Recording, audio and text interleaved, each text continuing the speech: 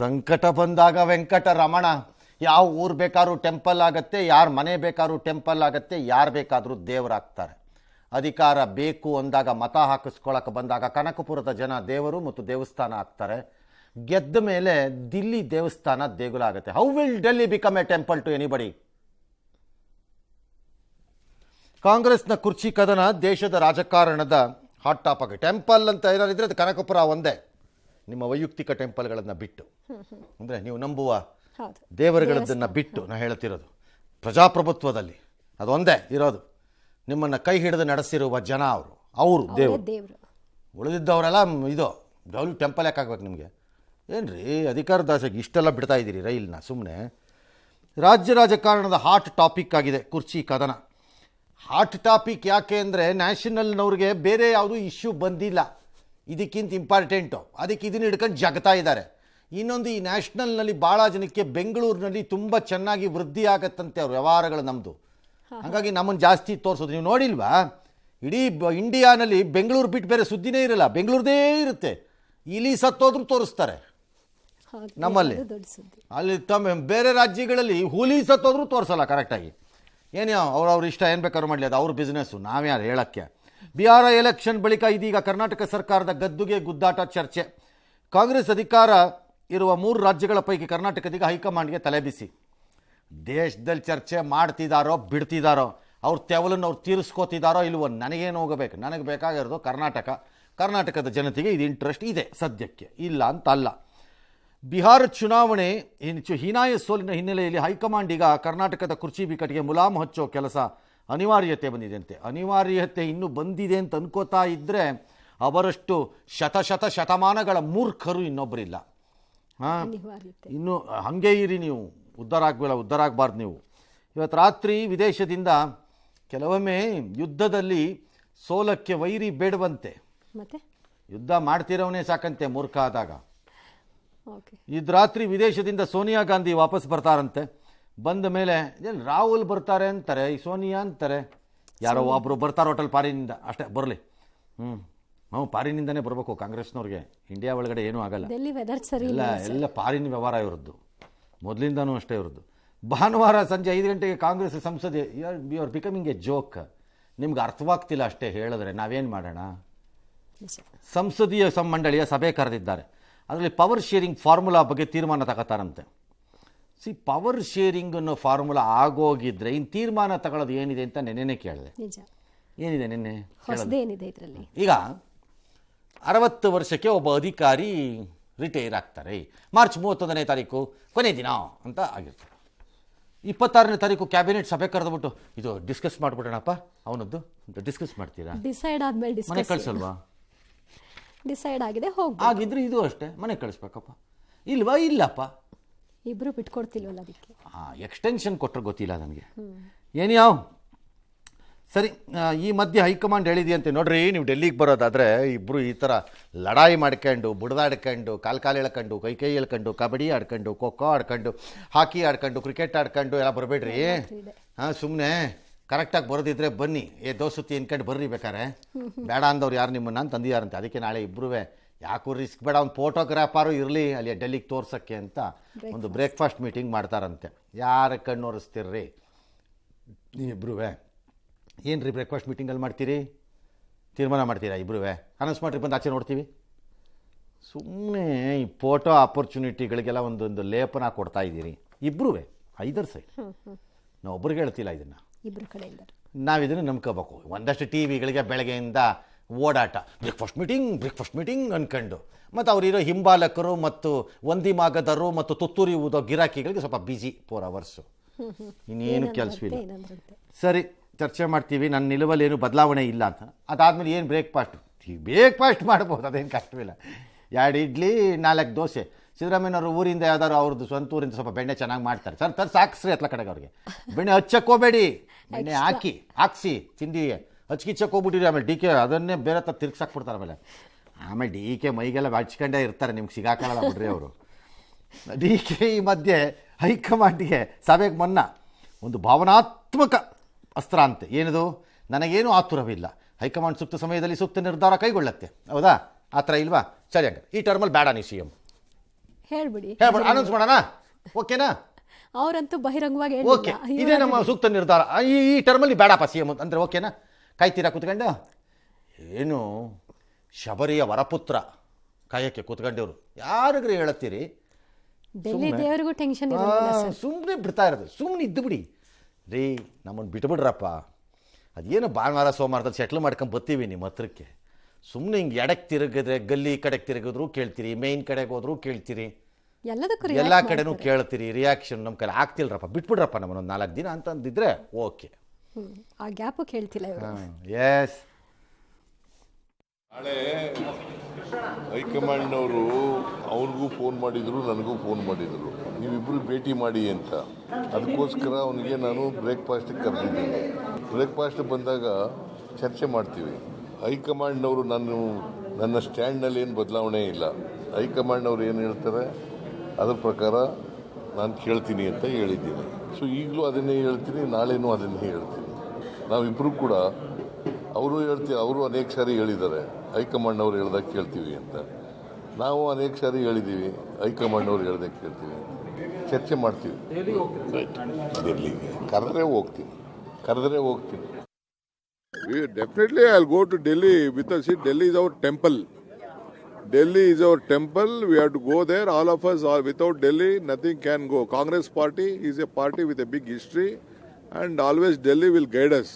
We may rule here. Ultimately, we have a policy contained to the whatever the policies of the Congress party and the constitution. Delhi will guide ಮಾಡಿನೇ ಕಾಂಗ್ರೆಸ್ ದೇಶದಲ್ಲಿ ಕಳೆದೋಗಿರೋದು. ಅವ್ರ ಗೈಡೆನ್ಸ್ನ ತಗೊಂಡು ಕಾಂಗ್ರೆಸ್ ಸ್ಥಳೀಯ ಮಟ್ಟದಲ್ಲಿ ಕಳೆದೋಗ್ತಾ ಇರಲಿಲ್ಲ.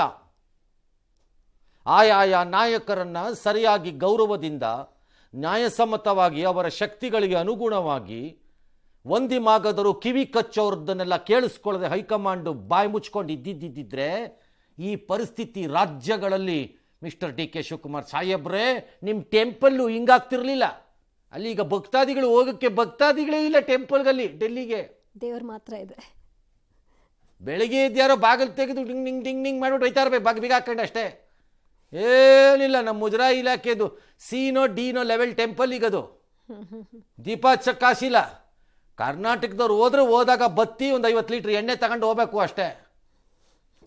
ನಿಮ್ಮ ಹೈಕಮಾಂಡು ನೆಟ್ ಕೆಲಸ ಮಾಡಿದ್ದಿದ್ರೆ, ನೆಟ್ಟಿಗೆ ಸ್ಥಳೀಯ ನಾಯಕರನ್ನು ಗುರುತಿಸಿದ್ದಿದ್ರೆ, ನೆಟ್ಟಿಗೆ ಅವರಿಗೆ ಶಕ್ತಿ ತುಂಬಿದ್ದಿದ್ರೆ ಎಲ್ಲ ಸರಿ ಇರ್ತಿತ್ತು. ದಾರಿ ತೋರಿಸೋ ಗುರುನೇ ದಾರಿ ತಪ್ಪಬಿಟ್ಟ ಡೆಲ್ಲಿನಲ್ಲಿ. ಈಗ ಯಾವ ಟೆಂಪಲ್ಗೆ ಹೋಗ್ತಿರ್ರೆ? ಆ ಮಾರ್ಗದರ್ಶನ ಹೇಗಿರುತ್ತೆ? ಹೋಗಿ ಟೆಂಪಲ್ಗೆ ಹೋಗುವಾಗ ಉಂಡಿ ಖಾಲಿ ಆಗ್ಬಿಟ್ಟಿದೆಯಂತೆ, ಹಂಗೆ ಜೋಬಲು ಇಟ್ಕೊಂಡೆ ಹೋಗಿ ಉಂಡಿಗೆ ಹಾಕ್ಬೇಕಾಗತ್ತೆ. ಈ ಬ್ರೇಕ್ಫಾಸ್ಟ್ನಿಂದ ಏನು ಬದಲಾಗ್ಬೋದು ಸರ್? ಅವ್ರು ಹೇಳಿದ್ರು ಅಂತ ಅವ್ರು ಸೇರ್ಕೋತಿದ್ದಾರೆ. ಹೈಕಮಾಂಡ್ಗೆ ಪ್ರಾಬಬಲಿ ಡಸ್ ನಾಟ್ ವಾಂಟ್ ಎನಿಮಾಸಿಟಿ, ಅಂದರೆ ವಿಪರೀತವಾದ ಸಂಘರ್ಷದ ಮನಸ್ಸುಗಳಿಂದ ನಮ್ಮ ಮುಂದೆ ಅವ್ರು ಬರದೇ ಇರಲಿ ಅನ್ನೋದೊಂದು ಐಡಿಯಾ. ಅದು ಸ್ವಲ್ಪ ಇಬ್ರು ಮಾತಾಡ್ಕೊಂಡಂಗೆ ಮಾಡಿ ಸಮಾಧಾನ ಮಾಡ್ಕೊಂಡು ಬರಲಿ ಅತ್ಲ ಕಡೆಗೆ ಅಂತ ಒಂದು. ಅದ ಬಿಟ್ಟರೆ ಇನ್ನೇನೂ ಆಗಲ್ಲ ಅದರಲ್ಲಿ. ಏನಪ್ಪ ನಾಳೆ ನೀನು ಅಂತಂದ್ರೆ, ಅದೇ ಸರ್ ಅವ್ರು ಏನು ಮಾಡ್ತಾರೆ ಮಾಡಲಿ ಬಿಡಿ, ನೀವು ಹೇಳಿದ್ರಲ್ಲ ಅಂತ. ಈಗ ನಾನು ಹೇಳಿದ್ದಂಗಲ್ಲ ಅಂತ ಅವ್ರೇನೋ, ಇವ್ರು ಹೇಳಿದ್ದು ಹಿಂಗಲ್ಲ ಅಂತ ಇವ್ರೇನೋ ಎಂಥದ ಒಂದು ಹೇಳ್ಕೊತಾರೆ ಒಬ್ರಿಗೊಬ್ರು. ಆಮೇಲೆ ಇಬ್ಬರು ಅಲ್ಲಿ ಹೋಗ್ತಾರೆ, ಸರಿ ಮಾಡ್ಕೋತಾರೆ. But what D K is trying to do ಅಂತಂದರೆ, he is trying to play good cop bad cop ವ್ಯವಹಾರ. ಗುಡ್ ಕಾಪ್ ಬ್ಯಾಡ್ ಕಾಪ್ ಅಂದರೆ ಒಳ್ಳೆ ಪೊಲೀಸು ಕೆಟ್ಟ ಪೊಲೀಸು. ಕಳ್ಳನ ಹತ್ರಕ್ಕೆ 2 ಪೊಲೀಸು. ಒಬ್ಬ ಪೊಲೀಸ್ ಒಳಗೋಗೋದು, ಫೈಡ್ ಅಂತ ಅಲ್ಲೆಲ್ಲ ಉದುರೋಗಂಗೆ ಹೊಡೆದ್ಬಿಡೋದು ಚೆನ್ನಾಗಿ. ಸತ್ತೋಗ್ತೀನಿ ಅಷ್ಟೇ ನಾನೀಗ ಅಂತ ಸಾಯಿಸ್ಬಿಡ್ತೀವಿ ನಾವೇನೆ ಅಂತಬಿಟ್ಟು ಚೆನ್ನಾಗಿ ಹೊಡೆದ್ಬಿಡೋದು ಇಟ್ಕೊಂಡು. ಅವ್ನು ಆಚೆ ಹೋದ ತಕ್ಷಣ ಇನ್ನೊಬ್ಬ ಒಳಗೆ ಬರೋದು, ಏನು ಹಿಂಗೆ ಹೊಡೆದಿದ್ದು, ಯಾರು ಹೊಡೆದಿದ್ದು ನಿಂಗೆ ಅಂತಾನೆ. ಅದೇ ಸರ್ ಈಗ ಬಂದಿದ್ದಿಲ್ಲ ಆ ಪಾರ್ಟಿ, ಅವನೇ ಹೊಡೆದಿದ್ದು ನನಗೆ. ಅವನು ಹೊಡೆದಿದ್ದು ನಿನಗೆ, ಅವ್ನು ಹೊಡಿತಾರೇನೋ ನಿನ್ನ, ಸತ್ತೋಗ್ಬಿಟ್ರೆ ಗತಿ ಏನೋ ನೀನು. ಅವ್ನು ಮಾಡ್ತೀನಿ ಅವ್ನಿಗೆ, ನಾನು ಮಾತಾಡ್ತೀನಿ ಬಿಡ ಅವನಿಗೆ. ಏನಾಯ್ತು ಆಮೇಲೆ, ಹೆಂಗಾಯ್ತು ಅಂತ ಇವನು ಕೇಳೋದು. ಇದು ಗುಡ್ ಕಾಪು ಬ್ಯಾಡ್ ಕಾಪ್ ವ್ಯವಹಾರ. ಈ ಡಿ ಕೆ ಗುಡ್ ಕಾಪು ಬ್ಯಾಡ್ ಕಾಪ್ ವ್ಯವಹಾರ ಆಡ್ತಾ ಇದ್ದಾರೆ ಈಗ. Double acting. ಒಂದು ಕಡೆ ಹಂಗೆ ಹೇಳ್ತಾರೆ, ಒಂದು ಕಡೆ ಹಿಂಗೆ ಹೇಳ್ತಾರೆ. ಈ ಕ್ಯಾರೆಟ್ ಆ್ಯಂಡ್ ಸ್ಟಿಕ್ ಮೆಥಡ್ ಹಿಂಗೆ, ಕೈಯಲ್ಲಿ ಒಂದು ಕಡ್ಡಿ ಹಿಡ್ಕೊಂಡಿರ್ತಾರೆ, ಇನ್ನೊಂದು ಕೈಯಲ್ಲಿ ಕ್ಯಾರೆಟ್ ಹಿಡ್ಕೊಂಡಿರ್ತಾರೆ. ಇನ್ನು ಕ್ಯಾರೆಟ್ ತೋರಿಸ್ತಾ ಇರ್ತಾರೆ, ಅವನಿಗೆ ಆಸೆಯಿಂದ ಬಂದ್ರೆ ಫೈಡ್ ಅಂತ ಒಂದು ಹಾಕ್ತಾರೆ ಮುಖಕ್ಕೆ. ಹಾಗಾಗಿ ಇದಾಗಲ್ಲ. You have a desire, you want to be a CM, fair enough. If your party is making you, fair enough. You don't deserve ಅಂತ ಇಲ್ಲಿ ಹೇಳಕ್ಕೆ ಯಾರೂ ರೆಡಿ ಇಲ್ಲ. Nobody is there to tell. ಯಾರು ಈಗ ಈ ರಾಜ್ಯದಲ್ಲಾಗಲಿ ನಿಮ್ಮ ಪಕ್ಷದ ಒಳಗಡೆನೇ ಆಗಲಿ, ಇನ್ಕ್ಲೂಡಿಂಗ್ ಸಿದ್ದರಾಮಯ್ಯನವರೇ ಆಗಲಿ ಅಥವಾ ಯಾರೇ ಆಗಲಿ, DK does not deserves to be a chief minister ಅಂತ ಹೇಳಕ್ಕೆ ಯಾರೂ ಇಲ್ಲ ಇಲ್ಲಿಗ. ದಿ ಕ್ವಶನ್ ಈಸ್ ಯಾವಾಗ ಅನ್ನೋ ಪ್ರಶ್ನೆ ಇದ್ದಂಗಿದೆ ಇಲ್ಲಿ. ಹೌದು. ಇಲ್ಲವೇ ಇಲ್ಲ ಅನ್ನೋದು ಉದ್ಭವ ಆಗ್ತಿರೋಂಗೆ ಕಾಣಿಸ್ತಿಲ್ಲ ನನಗೆ. ಹಾಂ, ಯಾವಾಗ ವಾರದಿಂದ ಒಂದು ವಾರದಿಂದ ಗದ್ದುಗೆ ಗುದ್ದಾಟ ನಡೀತಾ ಇದ್ದು ಇದೀಗ ಕ್ಲೈಮ್ಯಾಕ್ಸ್ ಹಂತಕ್ಕೆ ತಲುಪಿದೆ. ಭಾನುವಾರದ ಹೈ ವೋಲ್ಟೇಜ್ ಸಭೆ ತೀವ್ರ ಕುತೂಹಲಕ್ಕೆ ಎಡೆ ಮಾಡಿದೆ. ಅವತ್ತೇ ಎಲ್ಲವನ್ನ ಇತ್ಯರ್ಥಪಡಿಸ್ತಾರ? ಹೈಕಮಾಂಡ್ ಮುಂದಿರೋ ಆಯ್ಕೆ ಏನು ನೋಡೋಣ. ಮೇಡಮ್ ಜೊತೆ ಸಭೆ ಮಾಡ್ತಾರೆ. ಮೇಡಮ್ಮು ಸೆಮಿ ರಿಟೈರ್ಡ್, ಅಂದರೆ ಒಂಥರ ರಿಟೈರ್ಮೆಂಟ್ ಆಗಿದೆ ಆಗಿಲ್ಲ ಆ ಟೈಪ್ ಅವರು. ಓಕೆ, ಒಂಥರ ಮಾರ್ಗದರ್ಶಕ್ ಅಂತ ಇಟ್ಕೊಳ್ಳಿ ಈಗ ಅವರು ಆ ಲೆವೆಲಲ್ಲಿ ಇದ್ದಾರೆ ಪಾಪ. ಬಟ್ ಬಹಳ ವಿಚಿತ್ರ ಕಾಂಗ್ರೆಸ್ ಪಾರ್ಟಿನಲ್ಲಿ ಅಂತಂದ್ರೆ ನೋಡಿ, ಕಾಂಗ್ರೆಸ್ ಒಳಗಡೆ ಬಡಿದಾಡ್ಕೊಳ್ಳೋ ಲೀಡರ್ಗಳೆಲ್ಲ ಮೇಡಮ್ ವಿಚಾರಕ್ಕೆ ಬಂದಾಗ ಸಾಫ್ಟ್ ಆಗ್ತಾರೆ. ಓಕೆ, ನಾನು ಇದನ್ನು ಭಾಳ ನಾಯಕರಲ್ಲಿ ಕೇಳಿದ್ದೀನಿ, ಯಾಕಂಗೆ ಅಂತ. ಸರ್, ಆ ಅಮ್ಮ ಭಾಳ ಗೌರವದಿಂದ, ಭಾಳ ಪ್ರೀತಿಯಿಂದ, ಭಾಳ ವಿಶ್ವಾಸದಿಂದ ನಡೆಸ್ಕೊತಾರೆ ಸರ್ ಎಲ್ಲರನ್ನೂ. ಯಾರಿಗೂ ಅವಮಾನ ಮಾಡೋದು, ಒಂಥರ ಬೇಕು ಅಂತ ಅವಹೇಳನ ಮಾಡೋದು ಹೀಗೆಲ್ಲ ಮಾಡಲ್ಲ ಸರ್ ಆ ಮೇಡಮು ಓಕೆ ಅಂತ ಬಹಳ ಜನ ಹೇಳಿದ್ದಾರೆ. ಇನ್ಕ್ಲೂಡಿಂಗ್ ವಿಪರೀತ ರೊಚ್ಚಿಗೆದ್ದು ಪಕ್ಷ ಬಿಟ್ಟು ತನ್ನ ಜೀವನ ಪರ್ಯಂತ ಇದ್ದ ಪಕ್ಷ ಬಿಟ್ಟು ಕೊನೆ ಕ್ಷಣದಲ್ಲಿ BJPಗೆ ಹೋದ SM ಕೃಷ್ಣನೂ ಸೇರಿ. ನನಗೆ ಕೃಷ್ಣ ಅವರೇ ಹೇಳಿದ್ದಾರೆ ಇದನ್ನು. She is a noble lady, okay, ಅವನಿದಾನಲ್ಲ ಅಂತ ಹೇಳಿದ್ದಾರೆ ಅವರು.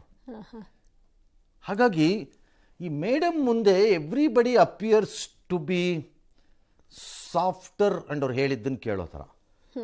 ಅವ್ರು ಹ್ಯಾಂಡಲ್ ಮಾಡಿ ಹಾಗಾಗಿ ಬಹುಶಃ ಈಗ ಮೇಡಮ್ ಅಂತಂದು ಇಡ್ತಾ ಇದ್ದಾರೆ ಮುಂದೆ. ಅವರೇ ಇದ್ರೆ ಆಗ DK ಆಗಲಿ ಸಿದ್ದರಾಮಯ್ಯ ಆಗಲಿ ಒಂದು ಹಂತ ದಾಟದ ಮೇಲೆ ಮೇಡಮ್ನ ವಯಲೇಟ್ ಮಾಡೋಕ್ಕಾಗಲ್ಲ ಅವ್ರ ಕೈಯಲ್ಲಿ. The can do it with Venugopal ಅಥವಾ ಸುರ್ಜೇವಾಲಾ ಅಥವಾ ರಾಹುಲ್ ಗಾಂಧಿನೂ ಇರ್ಬೋದು ನಾವು ಬೇಕಾರೆ, ಮೇಡಮ್ ಜೊತೆ ಆಗಲ್ಲ. ಅವ್ರು ಹೇಳಿದ್ದು ಕೇಳಬೇಕಾಗುತ್ತೆ. ಸೊ ಅವ್ರು ಮಾಡ್ತಾರೆ. ಹಾಗಾಗಿ ಹೈಕಮಾಂಡ್ ಮಟ್ಟದಲ್ಲಿ ತೀರ್ಮಾನ ಆಗುತ್ತೆ. ಇದಕ್ಕೆ DMG CM ಕರೆಯಲ್ಲ, ಅವರವರೇ ತೀರ್ಮಾನ ಮಾಡ್ಕೋತಾರೆ. ಅದಾದ ಮೇಲೆ ಇವರಿಬ್ಬರನ್ನೂ ಕರೀಬೋದು.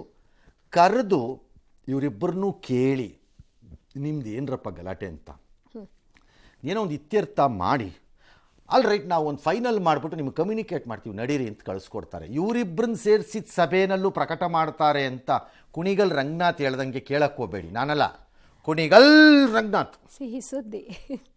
ಯಾಕೆ ಅವ್ರೇನು ಶುಗರ್ ಫ್ಯಾಕ್ಟ್ರಿ ಓನರಾ? ಅವರೇ ಹೇಳಿದ್ದು ಸರ್, ಸಿಹಿ ಸುದ್ದಿ ಅಂತ. ನಾನೆಲ್ಲ ಅವ್ರು ಶುಗರ್ ಫ್ಯಾಕ್ಟ್ರಿ ಓನರ್ ಅನ್ಕೊಂಡಿದ್ದೆ. ಇಲ್ಲ, ಹಾಂ, ಹಂಗಾಗಲ್ಲ. ಅಲ್ಲಿ ಕಮ್ಯುನಿಕೇಟ್ ಆಗಲಿಕ್ಕಿಲ್ಲ ಅಲ್ಲಿ ಆ ಸಭೆನಲ್ಲದು. ನಾವು ತೀರ್ಮಾನ ಮಾಡ್ಕೋತೀವಿ ಅಂತ ಹೇಳಿ ನಂತರ ಯಾರು ಒಬ್ಬರು ಕಾಮನ್ಲಿ ಅಕ್ಸೆಪ್ಟಬಲ್ ಫೇಸ್, ಸುರ್ಜೇವಾಲಾ ಇರ್ಬೋದು, ವೇಣುಗೋಪಾಲ್ ಇರ್ಬೋದು, ಖರ್ಗೆ ಅವರೇ ಇರ್ಬೋದು, ಅವ್ರ ಕೈಯಲ್ಲಿ ಕಮ್ಯುನಿಕೇಟ್ ಮಾಡಿಸ್ತಾರೆ ಅದನ್ನು. ಇಲ್ಲ ಹೀಗಾಗಿದೆ ಹಿಂಗಾಗಿದೆ, ಇಬ್ಬರು ಅಡ್ಜಸ್ಟ್ ಮಾಡ್ಕೊಳ್ಳಿ. ಬಟ್ ಇಬ್ಬರು ಕೈಲೂ ಮಾತು ತೊಗೊಂಡಿರ್ತಾರೆ ಸಭೆನಲ್ಲಿ. ಅವಾಗ ನಾವೇನು ಮಾಡ್ತೀವಿ ಅದಕ್ಕೆ ಭದ್ರಾಗಿರ್ಬೇಕಷ್ಟೇ ಇಬ್ಬರು, ಉಸ್ರತ್ ಕೂಡ್ದು ಇಬ್ಬರು ಓಕೆ, ಅಷ್ಟೆ. ಇದು ಆಗಬಹುದು. ಓಕೆ, ನಾಳೆ ಆಗ್ಬಿಡುತ್ತಾ? ಆಗಲ್ಲ. This will take some time. ಆಮೇಲೆ ಏನು ಬೇಕಾದ್ರೂ ಆಗ್ಬೋದು. I don't know. ಯಾಕೆ? ಲಾರ್ಜ್ಲಿ ನನ್ನ ಕ್ಯಾಲ್ಕುಲೇಷನ್ಸು ಅಥವಾ ನಾನು ಗ್ಯಾದರ್ ಮಾಡ್ಕೊಳ್ಳೋ ಇನ್ಫಾರ್ಮೇಷನ್ಸ್ ಪ್ರಕಾರದಲ್ಲಿ ಚೀಫ್ ಮಿನಿಸ್ಟ್ರು ಎಲ್ಲ ಸರಿ ಹೋದರೆ ಸ್ಮೂತಾಗಿ ಬಿಟ್ಕೊಡ್ಬೇಕಾದ ಪರಿಸ್ಥಿತಿ ಬಂದರೆ ಬಜೆಟ್ ಮಾಡಿ ಬಿಟ್ಕೊಡ್ಬಹುದೇನೋ ಓಕೆ, ಅವರು ಆ ದಿನಕ್ಕೆ ಹಾಂ, ಅದಕ್ಕೆ ಕಾಯಬೇಕಾಗತ್ತೆ. ಬಟ್ ಅದಕ್ಕೊಂದು ಒಪ್ಪಂದ ಬೇಕಾಗುತ್ತೆ, ಬಿಟ್ಕೊಡ್ತಾರೆ ಅನ್ನೋ ಗ್ಯಾರಂಟಿ. ಅದು ಹೈಕಮಾಂಡ್ ಹತ್ರ ಆಗ್ಬೋದು, ಪಬ್ಲಿಕ್ಲಿ ಹೊರಗೆ ಬರಲ್ಲ ಅದು. ಹಿಂದಿನ ಯಾಕೆಂದ್ರೆ ಪಬ್ಲಿಕ್ಲಿ ಹೊರಗೆ ಬಂದ್ಬಿಟ್ರೆ ಇನ್ನು 2 ತಿಂಗಳು ರಾಜ್ಯದಲ್ಲಿ ಕೆಲಸನೇ ಆಗಲ್ಲ. ಆಮೇಲೆ ಯಾವನು ಯಾವುದಕ್ಕೂ ಫೈಲು ತರಲ್ಲ, ಸೈನು ಹಾಕ್ಸಲ್ಲ. ಆಮೇಲೆ ಗಲೀಜಿದೋಗ್ಬಿಡುತ್ತೆ ಎಲ್ಲ. ಈಗಲೇ ಆಗಿರ್ಬೋದು, ಅದು ಹೇಳಕ್ಕೆ ಬರಲ್ಲ. ಹಾಗಾಗಿ ಅಲ್ಲಿವರೆಗೂ ವರ್ಸ್ಟ್ ಕೇಸ್ ಸಿನಾರಿಯೋ ನನ್ನ ಪ್ರಕಾರ ಇದು ಬಿಟ್ವೀನ್ 2 and 3 monthಸುವೆ. Okay, the best case scenario may be 1 month or 20 days. ಅಂದ್ರೆ ಈ ವರ್ಷ ಬಿಟ್ವೀನ್ ಈ ಪೀರಿಯಡ್ಡಲ್ಲಿ, ಈ ವರ್ಷದಲ್ಲಿ ಆಗಲ್ಲ. ಅವತ್ತೇ ಹೇಳಿದ್ದೀನಿ, ಯಾರು ಬಿಗ್ ಬುಲೆಟಿನನ್ನು ಅವತ್ತಿಂದ ತೆಗೆದು ತೆಕ್ಕಳಿ.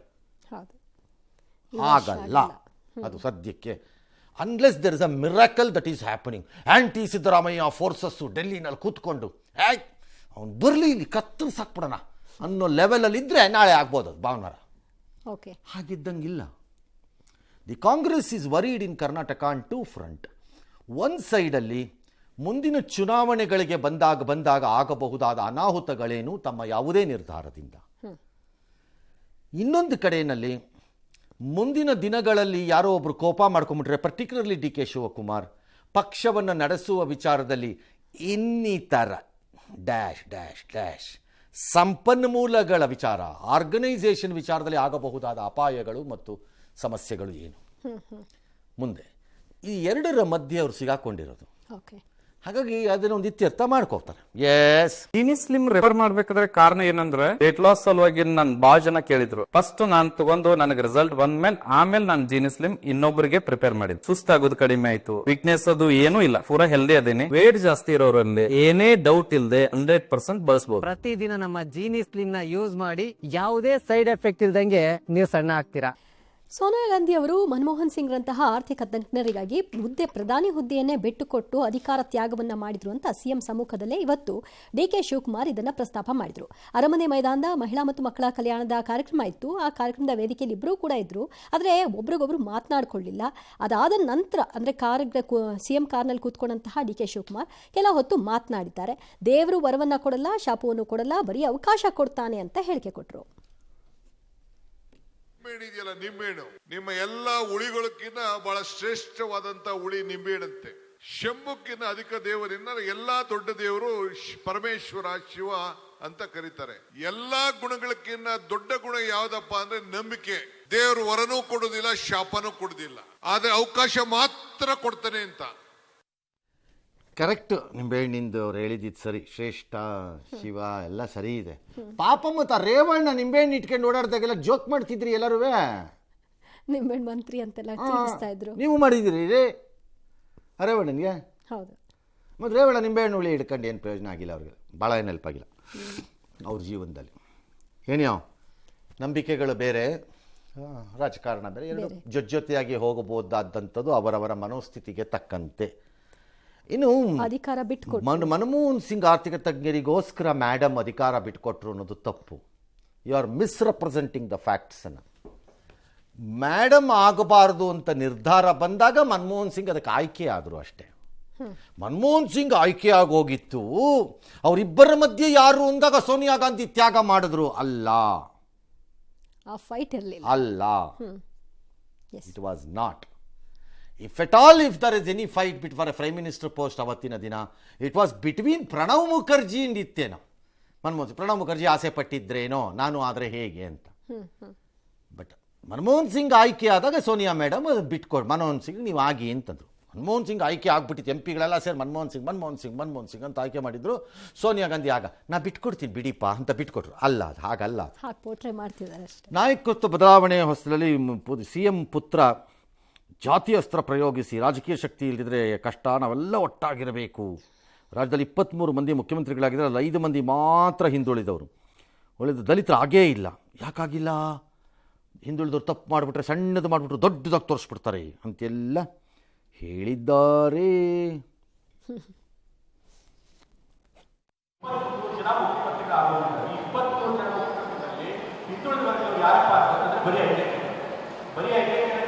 ಮಾತ್ರ ಮುಖ್ಯಮಂತ್ರಿಗಳಾಗಲ್ಲ, ದಲಿತ ವರ್ಗದವರು ಯಾರು ಕೂಡ ಮುಖ್ಯಮಂತ್ರಿಗಳಾಗೇ ಇಲ್ಲ. ಒಂದು ಸಣ್ಣ ತಪ್ಪು ಮಾಡಿದ್ರೆ ದೊಡ್ಡದಾಗಿ ಬಹಳ ದೊಡ್ಡದಾಗಿ ಮಾಡ್ತಾರೆ.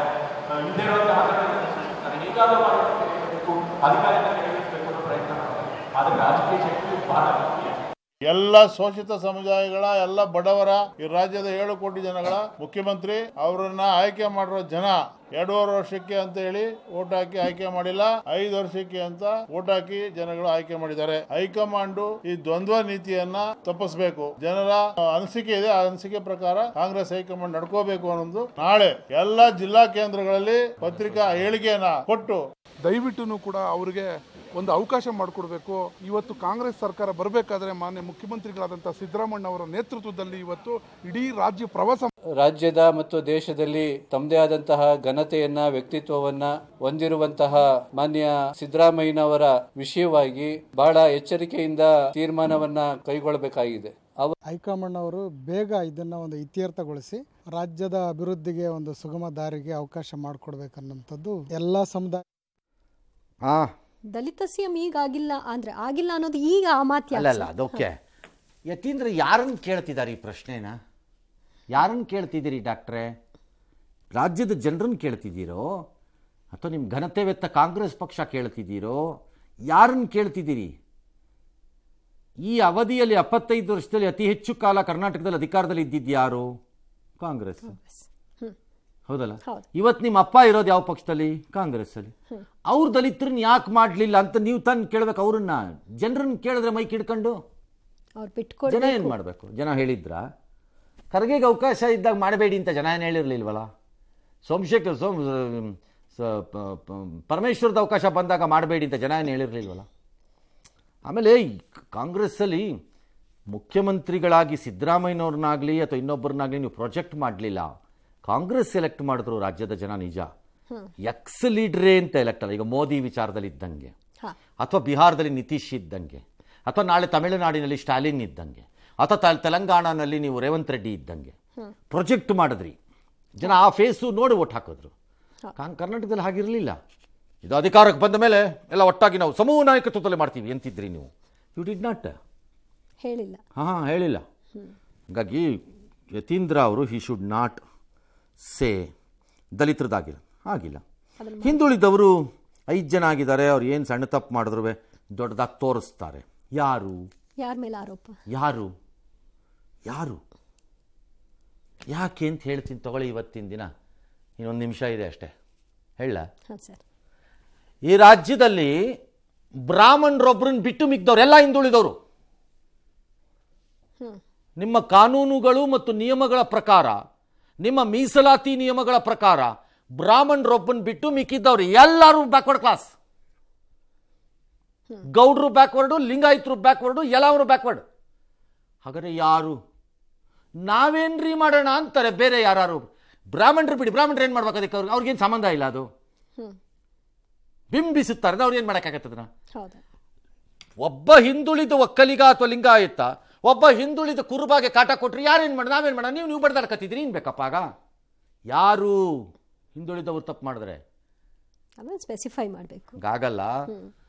ನನಗೆ ಬೇಕಾದಾಗ ಹೀಗೆ, ನನಗೆ ಬೇಡವಾದಾಗ ಹಾಗೆ ಅಂತಲ್ಲ. ಸಿದ್ದರಾಮಯ್ಯನವ್ರನ್ನ ಈ ರಾಜ್ಯದ ಜನ ಒಬ್ಬ ಒಳ್ಳೆಯ ಮುಖ್ಯಮಂತ್ರಿ ಅಂತ ಅಕ್ಸೆಪ್ಟ್ ಮಾಡಿದ್ದಿದ್ದು ಮೊದಲನೇ ಟರ್ಮಲ್ಲಿ ಮತ್ತು ಈಗಲೂ ಇರ್ಬೋದು ಅವರವರ ಬೆಂಬಲಿಗರು. ಕುರುಬ ಬ್ಯಾಕ್ವರ್ಡ್ ಕ್ಲಾಸ್ ಅಂತ ಅಲ್ಲ, ಗುಡ್ ಅಡ್ಮಿನಿಸ್ಟ್ರೇಟರ್ ಅಂತ ನೆನಪಿಟ್ಕೊಳ್ಳಿ Yathindra. You are now reducing him to a caste leader, which is the sad part. ನನಗೆ ಸಿದ್ದರಾಮಯ್ಯನವ್ರನ್ನ ಈ ರಾಜ್ಯದ ಜನ ಅಕ್ಸೆಪ್ಟ್ ಮಾಡಿದ್ದು ಪರ್ಟಿಕ್ಯುಲರ್ಲಿ ಫಸ್ಟ್ ಟರ್ಮಲ್ಲಿ ಎ ಗುಡ್ ಅಡ್ಮಿನಿಸ್ಟ್ರೇಟರ್ ಅಂತ,